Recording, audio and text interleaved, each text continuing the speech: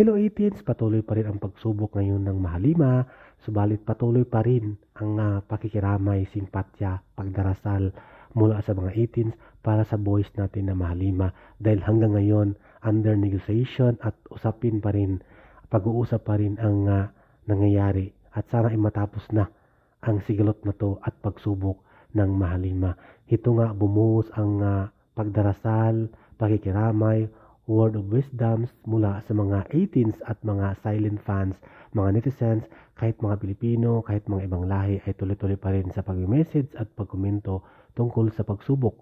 na pinagdaanan ngayon ng ating Mahalima at sana ay matapos na. Yan po makikita ninyo, mababasa ninyo ang mga komento ng mga 18s, mga real fans, real 18s ng SB19, hindi lang mga Pinoy kundi mga ibang lahi din.